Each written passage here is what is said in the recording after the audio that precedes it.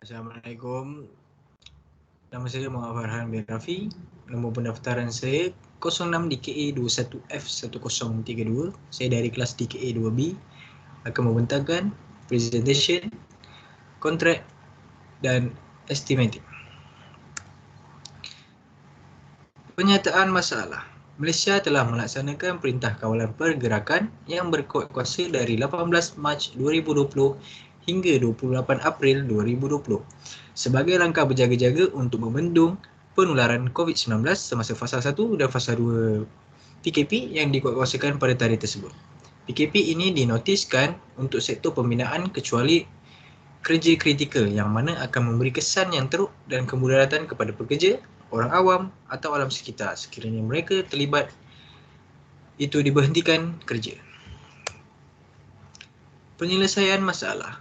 Konsep yang dapat menyelesaikan masalah tersebut ialah konsep kelambatan dan berlanjutan masa. Punca yang tak dapat diselesaikan oleh para kontraktor ialah penglewatan masa yang tak dapat dibendung untuk menyiapkan projek yang dipinta dalam masa yang ditentukan dalam perjanjian yang telah dilakukan sebelum tapak pembinaan dimulakan.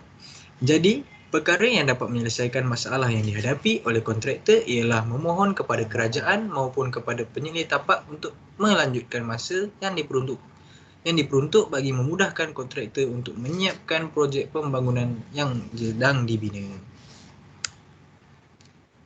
Klausa 43. Kelambatan dan pelanjutan masa. Bagi kontraktor adalah wajib untuk memohon the extent of time, EOT dan dari Superintendent Officer SO untuk meluluskan EOT dengan adil dan saksama kepada kontraktor. Kontraktor juga perlu memberi alasan yang munasabah dan sebab-sebab yang kukuh untuk memohon perlanjutan masa pembinaan.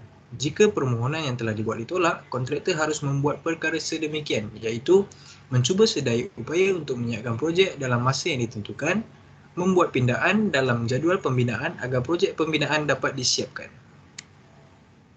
Ini adalah carta ahli perakuan kerja siap atau penlanjutan masa.